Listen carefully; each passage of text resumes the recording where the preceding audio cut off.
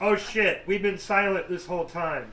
Our mics haven't been on, isn't that great? Welcome to the Silent Show, back end of Living on the Edge with Angry Bong and Nabs. Right here. There's an Angry Bong here somewhere. Yeah, it's me, Angry Bong. And he's angry. Not so much today. I got some shatter, so I've been smoking some really good dabs. So. Oh, dabbing it up, woo, dabbing it up, yeah. I can get a gram of dabs for $45. Yeah, right. That's cheaper than a quarter a pop. Yeah, it is, and it lasts longer, bro. It's so good. It's way better. It lasts so much longer, bro. Yeah, I agree. I take like 1 or 2 hits of that shit and I'm done. I just put it down. Yeah, I gotta get me a dab bong though. My son's got one. We have the pen that screws into the USB charger, and it's fucking amazing, bro. And they've got a new filament for them. They're not metal coils anymore. They're crystals. It's pretty cool. My son has a dab bong, and it has... I haven't heard of a dab bong. Well, it's just a bong, but the bowl's different. The bowl's made out of glass, and it's cupped, but there's like a stem in the center of it, so that you suck through. So when you put the oil in there and it dances around, it doesn't splatter out. You get what I mean? You heat it up. You heat the bowl up with a torch. Interesting. Or they come with titanium bowls. You heat the titanium up with the torch, and then you put the dab in. I'd want that just so I could meld it down in my home lab and make a titanium intraskeleton. Yeah. But anyway, my son bought a reclaim bowl, it's called. Reclaim? For his dab. Yeah. So, you know how like bongs collect resin? Right. Well, these dab bongs, somebody figured out how to blow a glass thing, and you screw a little oil vial down on the bottom, and when you take your hoops, all the oil collects down in that, all the resin collects down in that little chamber. It's pretty cool. So you don't got to dig it all out and scrape it out when you're jonesing. Damn. It keeps it all in a vial for you. In another little chamber. Yeah. That's crazy, bro. That's badass. It's like the drip chamber. Yeah, this is where the shit drips into when it comes out of the bowl. Right here. You just hit that fucker with a lighter now. Go ahead, Bob. Do it. Hit it with a lighter, Bob. Hit it. So I gotta go into like house cleaning mode here for the next couple of days. Because I'm not a great housekeeper, and I want this woman to put out when she shows up. So. Good point. Just make sure she don't listen to the show, and you're doing good. I might have to, you're like, I want her to put out when she gets here, goddammit. What the fuck? Is that not the end game to every freaking ball match? You know what I mean? You're playing the ball match. Yeah, well, I could be a sweet talker, Nab. She might not realize this. Your I could be a ball, sweet talker. your ball's her vulva, right? That's how it works. You know, so I like to try to talk them into sleeping with me. That's my thing. The old balls to vulva maneuver. I have that maneuver myself, man. You know. Yeah. It's nice and comfortable when you have a woman that you're sexually comfortable with, and then you can like do weird shit with her, and then you can also like shave her bug with weird patterns on it, you know. Carve your name in there. You know, it's not temporary like a tattoo, but it's pretty sweet having a big N over a vagina for Nabs, you know, a big N right over the vajayjay. I just hope she's into fisting. That's all I ever hope for. She's into fisting. Yeah, I just By hope the way, that's like, all. kids, make sure you go check out the Fist of Frump Titan page on Facebook if you're into fisting and scat and poop and sex stories. Share them. Yeah, I'm not into poop. Share them over there. scat stories, poop, Like, fist fucking. yeah. I'm done with my shameless plug though. I should probably get some rubbers for the weekend. Yeah, you should do that because most chicks now are like, ew, what? You didn't think of that? Yeah, that's your response. And I just tell them, I just say, listen, I eat I don't care if I get AIDS from you. I eat 3/4 of my meals out of a deep fryer. I think nowadays I eat a lot. I eat a lot of red meat. I think I do nowadays limited it's more they're exercise, worried you're going to give them a least my worries. disease. If you'll sleep with them with no skinny, then you'll do it to any chick.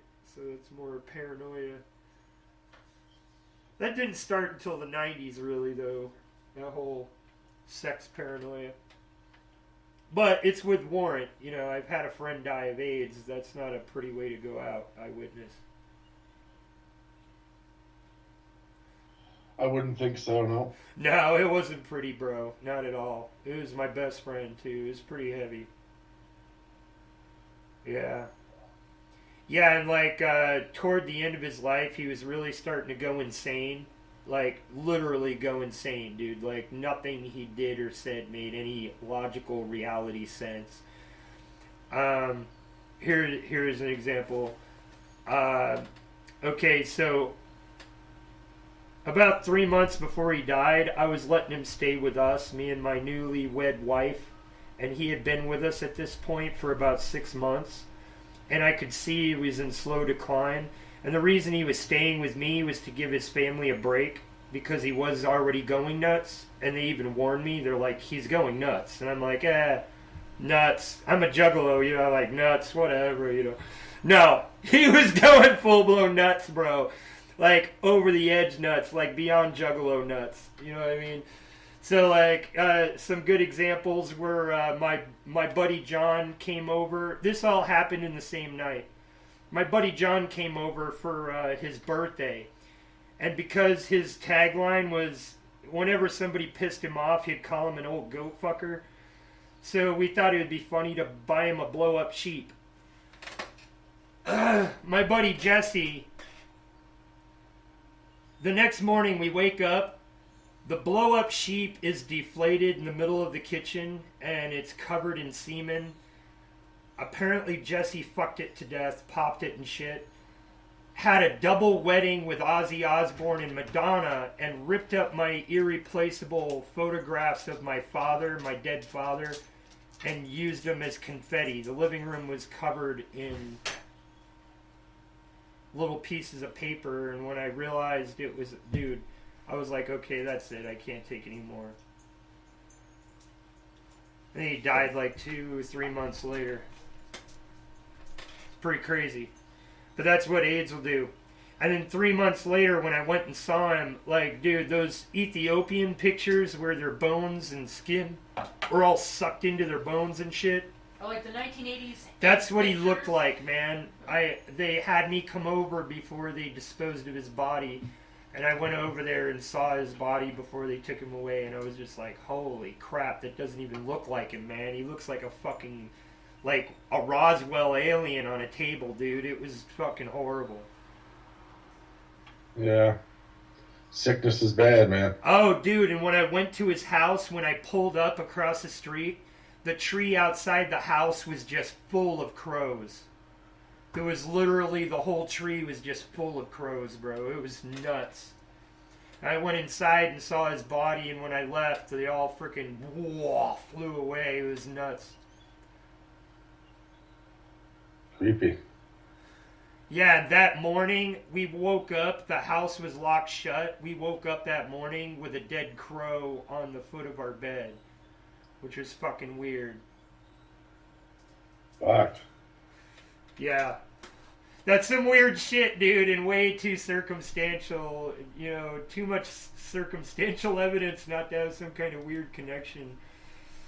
And I remember one year when we were tripping balls, dude, he said to me on it wasn't Mount Batty, it was, I think it was Mount Pleasant Hill.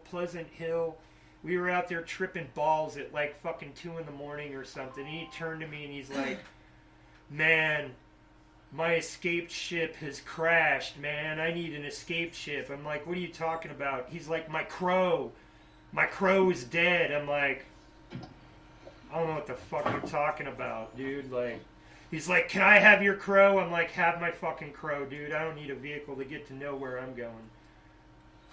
I don't need no fucking symbols. You know, I'm like, take my crow. And that was fucked up, dude. There was a dead crow on the foot of my bed. And when I went to his house, there were all those crows outside of his corpse. It was fucking weird.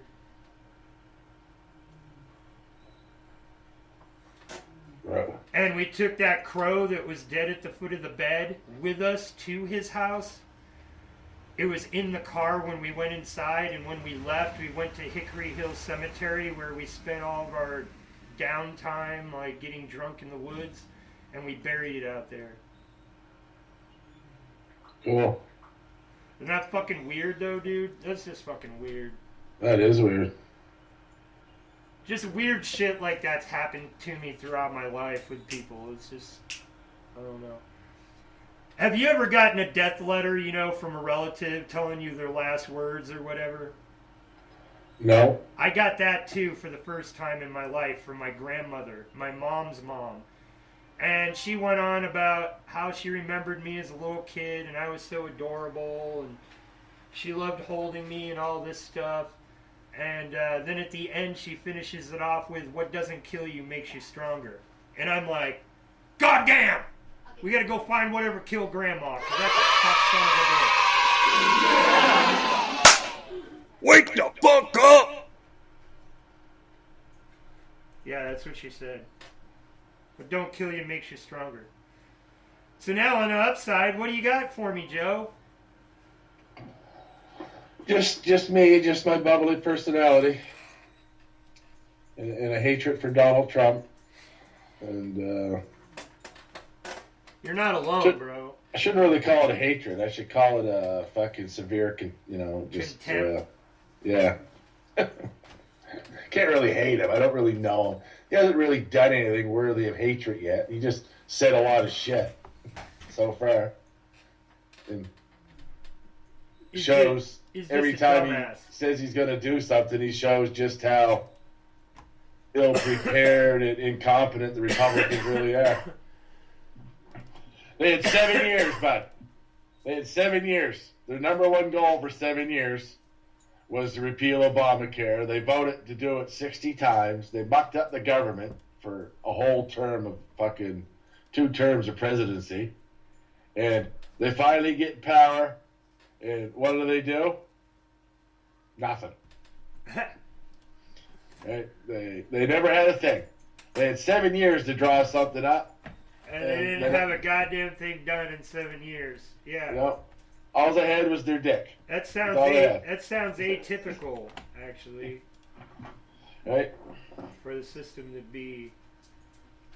Sounds pretty atypical. So, just how anybody could vote for that party. I just don't get it. I don't.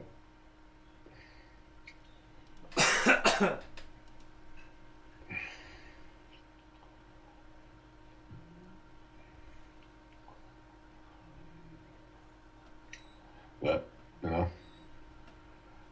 He had a really good TV show, though, so I guess when you consider that. You know, I probably spent 3 minutes of my life watching The Apprentice. And that would be clips that were played on other shows I was watching. I never, ever said, oh, The Apprentice, I should watch that.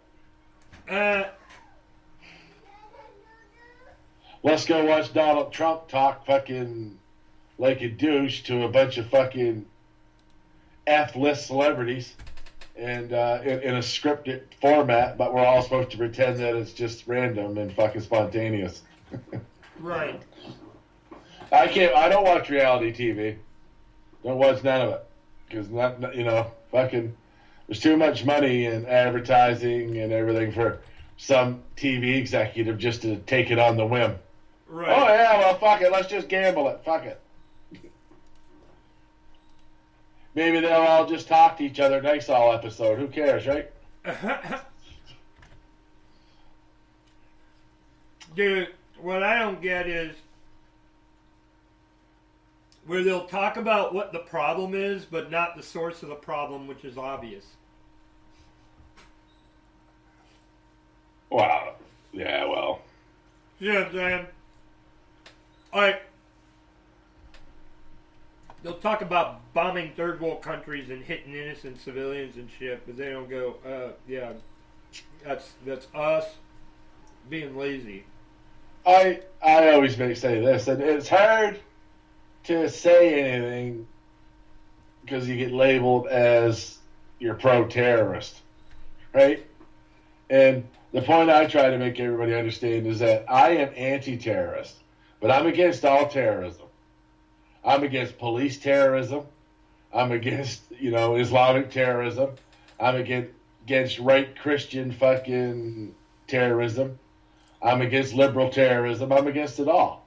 Anybody that uses terrorism to get what they want, I'm against that. Is obviously in the wrong. Yeah. If you're going to use fear to motivate someone to your side, you're in the wrong. Exactly. So, when most people, though, focus in on the terrorism that they feel is against them and turn a blind eye to the terrorism that's not. And a good example is right now in Canada and the United States is the anti-Muslim sentiment. But yet, none of these guys that are so anti-Muslim ever seem to recognize like that Ruth guy that went into the church and shot all those black people. Or the guy in Quebec, the French guy, went in and shot all the Muslims while they were praying. They don't ever seem to recognize those guys as terrorists. Right? And to me, if you really are keeping score, which all these anti-Muslim guys will always tell you how many people have been killed by Muslims. Right? How come they never tell you how many Muslims have been killed by the United States? Right? Because in Iraq, if there's 10,000 soldiers and private contractors killed, like American citizen, soldiers killed in Iraq, since they've been there, there's 2.5 million Iraqis dead, right? So that's a hell of a lopsided victory right there for this, But when you drop bombs in the Middle East, you're spreading peace. when some Muslim breaks bad because you blew his family up at a wedding and stabs a bunch of people, he's a fucking extreme terrorist. So. How I like to explain it is, if China or Russia or any other country for that matter comes to the United States, starts trying to take our land, and bombing us and shit, those that fight back are going to be labeled terrorists by the regime that's invading. Yeah. Don't forget to put police checkpoints up so you got to surrender and be searched and everything by this foreign army at their discretion. Right? Corporate military is what's going on. That's where it's headed.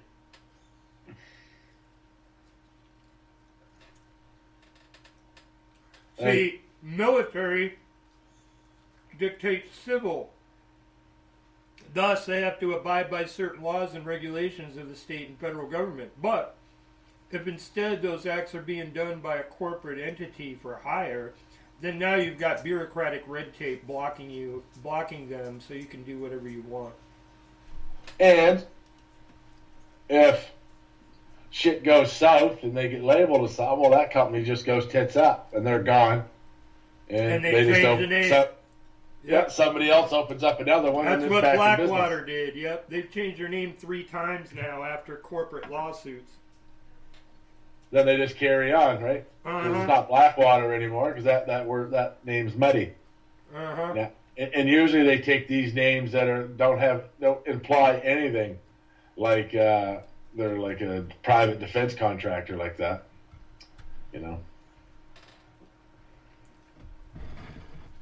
Yep, corporate red tape to separate the voter from the military. So, fuck them. Because a corporate military can shoot every civilian in the town if they're on contract to be there. And they make more than soldiers. Mm-hmm. Yeah. Like $200K a year. Yeah.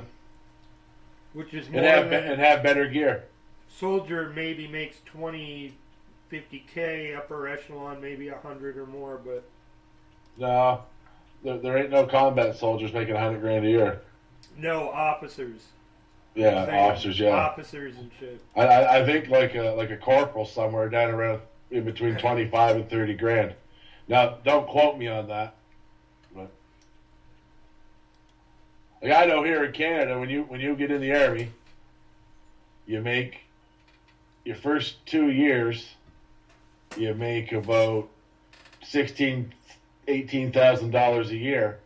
But once you're in 2 years and you re-up and you go to corporal, yeah, that's how it works. You go from about 18 grand a year to like 36,000. Yeah, that's how it works here. Each time you re-enlist, you get more. And yeah, so yeah, that's the way it works here.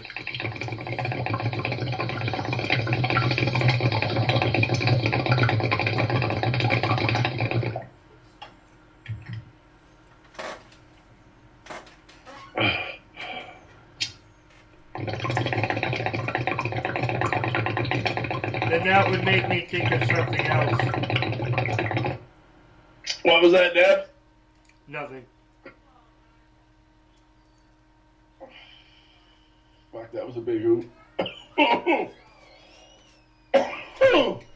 sounded like a ripper, man. God damn. Ah, damn. Fuck, that was a big hoop. So I got a fight to the death coming up on Victoria Day in May. The May 2-4 weekend. What are you doing?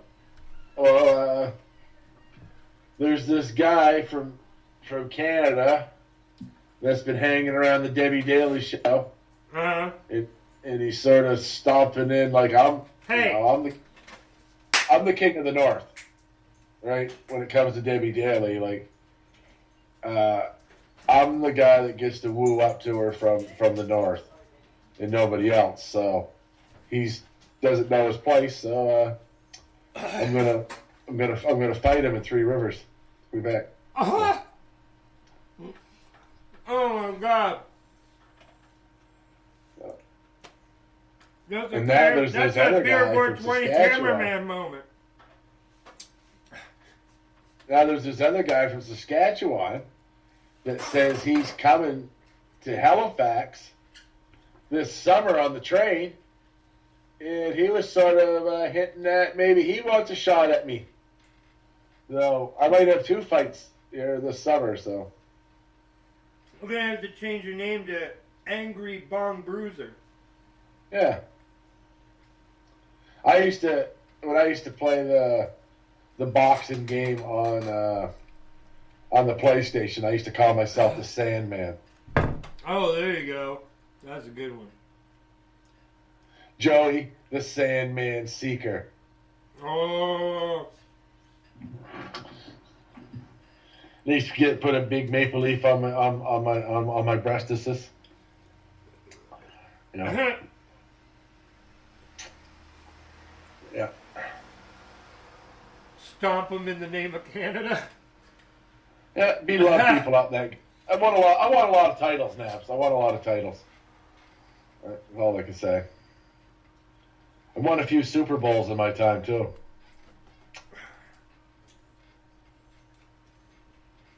I don't know why they can't stop Tom Brady. I used to sack him 9 times a game.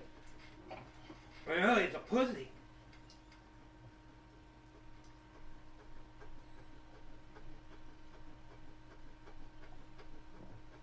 He is. He's a pussy. You know what I miss from my old days? What? I always used to play the drum roll on joke punchlines. I'm gonna talk about some stuff that you're gonna remember because this we've probably talked about this in the past. But when I was a kid, and we first got what we called cable TV in my hometown, it was NBC, ABC, and CBS. Well, I can't remember where the CBS came from, but I remember that the NBC was the affiliate out of Bangor, and it was WLBZ Bangor, Maine. Do you remember watching WLBZ Bangor, Maine? Yep. And that old guy that owned the station, every night at supper time through the week, would have movies. And he used to do the call-out. And you could win money, remember? And you do the draw. Oh, yeah. No. Here we go. All right, one ringy-dingy. Two ringy-dingies. Oh, I remember that guy. That was the station owner. No shit, I didn't know that. Yeah. And what's crazy, like, I can remember there was a restaurant that had Laurel and Hardy on their sign. It was and they used to advertise on this WLBZ Bangor all the time. And it had, you know the restaurant I mean? They had Laurel and Hardy on their main sign. Anyway, me and my ex-wife were down there and we were dating shopping one weekend. And fuck, it was 10 years after the fact. And we're driving down the main drag and I saw that sign. I said, we got to eat there. Because I always remember when I was a kid, it always looked so good. And it wasn't too bad. I can't remember the name of it though. I lived in Bangor for a while. Someone just tried to call me. I never saw that place. Who just tried to call me? It's like a big Laurel and Hardy sign, you're saying? Hello? Hello? Hello. Hello, Debbie. You're live on Exit 92. Yeah, you're on Exit 92 Oh Radio. boy. Yeah. Hi. Hi. Hiya. No, she's not on Exit 92. That's funny. Oh, my mistake. No, we're on Backhand Studios. Oh, we're live on Backhand Studios. My mistake. Yeah, Backhand Studios on the Ed Show. Yeah. Are you gonna backhand me? I am the Backhand King. Yeah. I don't know. Nabs, Okay, I'm aka your the queen, backhander. darling. Yeah, well, that's what we call our fans. They're I can backhanders. backhand them just like. Hey, I'm gonna hang up and get on my computer. I was over here doing stuff. I'm gonna hang up. I'm gonna call back and get on my computer and answer. All Is right. that okay? Yeah, no Sure. problem. Okay. Wow, Yeah, that was unexpected. She's my Spreaker wife. So What's that? she's my Spreaker wife. She's my kiss. Oh, okay. Well, at least she's of legal age. Yeah. That's all I guess that would be the... I guess that'd be the clincher there. She's legal age. Good job, Joe. Wait, you didn't have that problem. Nope. I don't find young. Don't get me wrong. I like looking at their asses and stuff, but I don't really find young girls all that. I don't either. Yeah, they're good to look at, but they're no fun in bed, dude. I just know because I was there once upon a time with them, and they were inexperienced as fuck. I don't want to go back.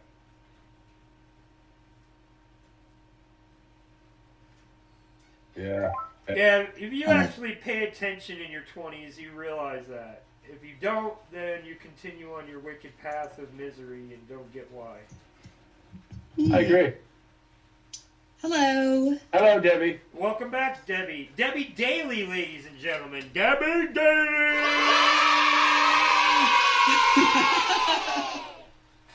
Welcome to On the Edge with Angry Bong and Nabs. You're welcome. Welcome here, yeah.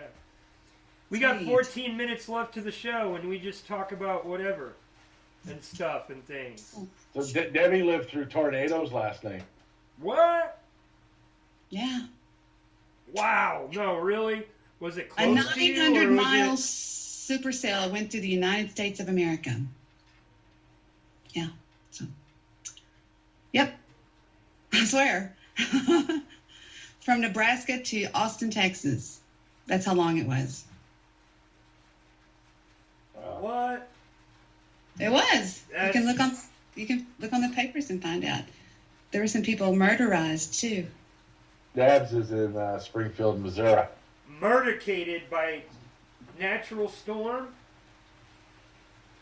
I hate murder. Hey, you know what? I just realized Morning. I'm officially an older person. You know why? Why?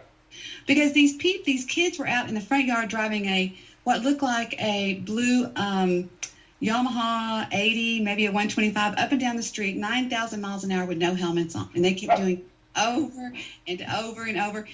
And I called the cops and I said, hey, look, somebody's fixing to get killed because these kids are so busy waving at me and looking at me that they almost went head on with an SUV. Well, damn, they're showing off. They're trying to get your attention. I know, so listen to what happened. Joe, I actually broke my... Joe, listen, I almost broke my record for young people flirting with me. So they pull over in the front... Listen. They pull over in the front yard and they go, hey, are we bothering you? And I said, no, it's just that, sweetie, in a minute, if you hit that car, your brains are going to bleed on the street. And right at that moment, the cop pulls up right behind them and they go, oh, fuck. And I just said, I just don't want you guys to get hurt. Right. So they said, well, thank you. That's very sweet of you. They just kept looking at me. The cop was going, I'm going to fix to tow that thing. And I was going, and they said, okay, well, thank you.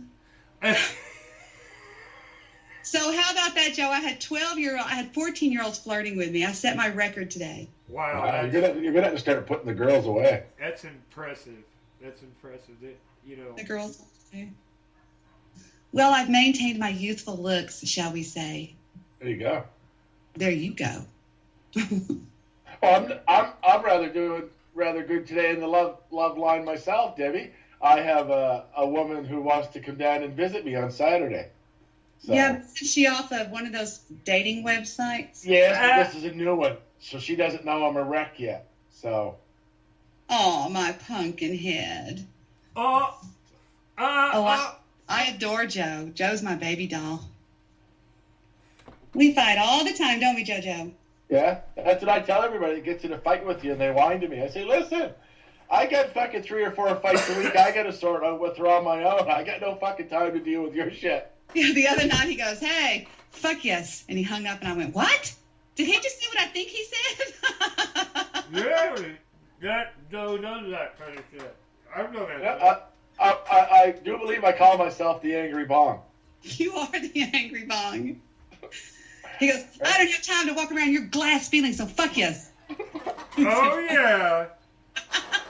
Yeah, Nabs knows all about it. Has he ever said that to you, Nance? Exit stage left even. Table flip, exit fucking stage door left. That's right. Boy, Joe will walk off on your ass real quick. Yep. You know what? You seen me do it over on Wolfman's show. They were fucking trying to make me look like a monkey. I just said, listen, you fuck I'm out of here. Fuck you guys. I don't need this bullshit. He always says to me, fuck yous. He goes, fuck yous. Yeah, well, if he likes you, though, he'll come back. Mm-hmm. Yeah, that's true. That's true. I'm like a boot, like a top. Hey, you spin like a boomerang. Nads, I got him back that night. He came back in less than 30 fucking minutes. You can kiss my ass, okay? I had to go poop. 30 minutes. I had to go poop, though. Damn. So you had to squeeze one out. Now, Johnny B will get on air and talk to you while he's taking a dump. Oh, Mr. Midnight Movie did that one night. I'll never forget it. I can't believe I just told Joe that. I know, it's horrible. Yeah, he had his video on, and I'm realizing, he didn't have his video on. I heard the toilet flushing. I'm like, what the hell are you doing, dude? He was talking to me the whole time. Like, what the fuck? Edward Hubbard did that one night. You could hear him going like, I was going, oh, God. Yeah. Squeezing him out. I don't know how to quite handle that guy. That Hubbard guy. It's pretty weird. Oh man, that's some funniness. What have y'all been talking about today? Because I need to talk to JoJo about something when y'all get off the air. Well, we haven't really. We just go from whatever. We just been kind of bullshitting about anything. We're down to 8 minutes left to this show. I don't know. Are we doing another one today? Sure. I don't know. Can I talk to Joe in between them? Yeah, it'll take a minute for me to launch it. And all He that. hasn't sent his child support check. Oh! Yeah, I wouldn't be counting on that anytime soon. You piece of shit. That I don't firm know. I worked for over in this summer, it appears my income tax got cut quite a bit because they had to adjust it to my employer's contributions. And I would have to say, my buddy didn't pay his taxes. Oh no. Yeah. I got 2 messages into him, and I ain't heard back from him yet. So, and I'm trying to hold off before I call income tax and find out what's going on, because I'm not gonna rat him out like fucking. I don't know what to do. Wow. So.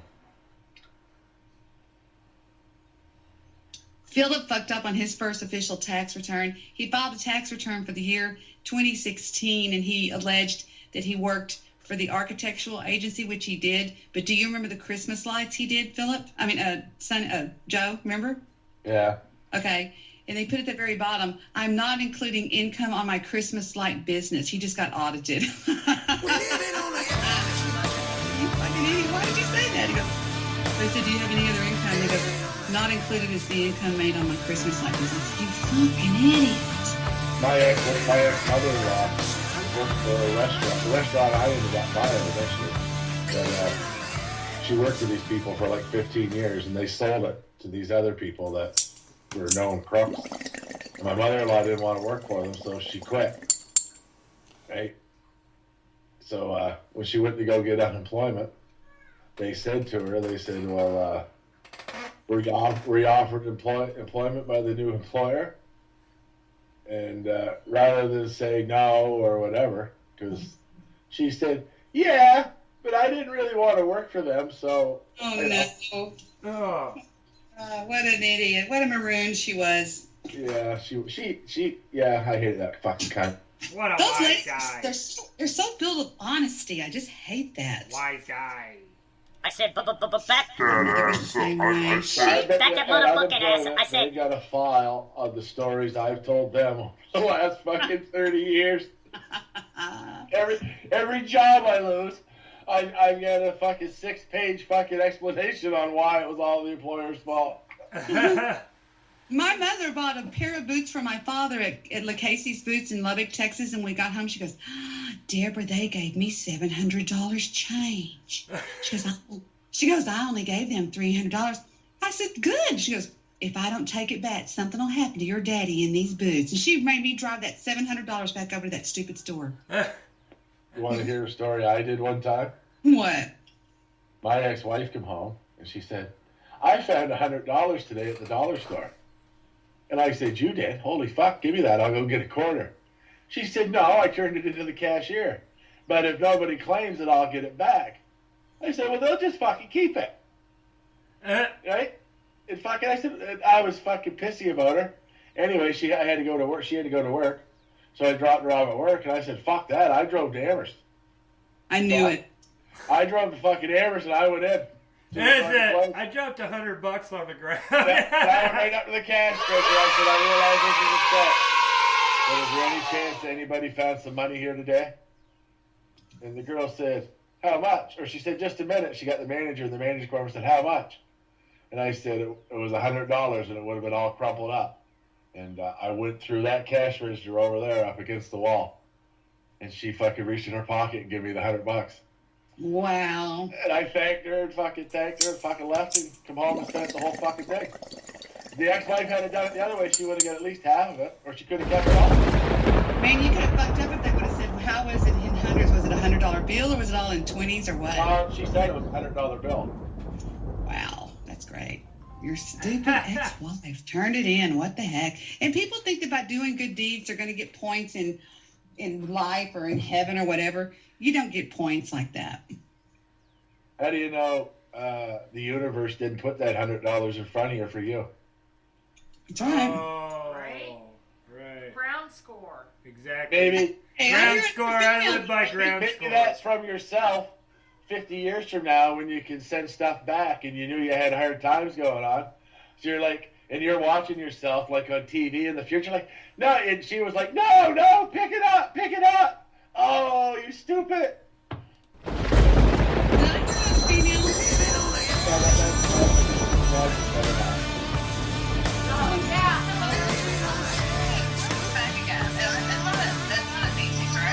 It's inside Macy's. We're going to be right back with On the Edge, episode 8, right No, it says here Florida. after cow I don't know. tipping. I'll look and We got find out. Debbie Hold on, Daly guys. here on the line with us, an Angry Bomb. We'll be right back. She gets the acid reflux. She gets the acid reflux. Cow tipping. Like my daddy, like my grandpa, like my great-grandpa, like my grandma, like your grandma, like everybody's grandma. We're gonna do this like everybody's grandma. In the dark, in the middle of the night, don't make a sound, you don't wanna wake the farmer. He'll walk out with the gun, but it's really fun. Dodging turds in the field, push him with all your might. Watch you fall, hit the ground, it'll make a sound. As many as you can, as fast as you can. If you do it right, then you're the man. First you drink, don't mind the stink. Get in your truck and hurry up. Don't wanna be slow. You know how we roll. You know we do it all night. Cause we're hillbillies in the sticks. Man-made hits. Cow tipping's on the night, you better be right. Cow tipping's on the night, come on, let's go. Cow tipping's on the night, you better be right. Cow tipping's on the night, come on, let's go. You got to be a ninja. Hop over that fence and watch out for them cows. Oh, man. Now listen, alright, gonna tip this cow right now. You better watch out before it smashes you down into the freaking ground. Gotta flip it over now. You can even make it roll over sometimes. Good boy. Am I blind? Or have I just lost my mind? Cow tipping is a sport to us. That's right. We don't really care what you think. It's like a kitchen sink. When it starts to leak, give that dog a treat. Now I'm just rhyming cause my feet, they really freaking stink. Now push that cow down into the creek. Cow tipping's on the night, you better be right. Cow tipping's on the night, come on, let's ride. Cow tipping's on the night, you better be right. Cow tipping's on the night, come on, let's go. I tipped the cow over, and they mug me like my dog named Rover. I can't help it when I get drunk, I wanna go. Cow tipping, falling over like mofos. Silly cow don't know what's coming. Watch out. Sleeping, standing up, but soon they'll be bumming. Getting pushed down, cow manure's brown. Better be quiet, don't wanna cause a riot. Cows are really big, so I better dig my feet into the ground and listen for the sound. Plop, plop into the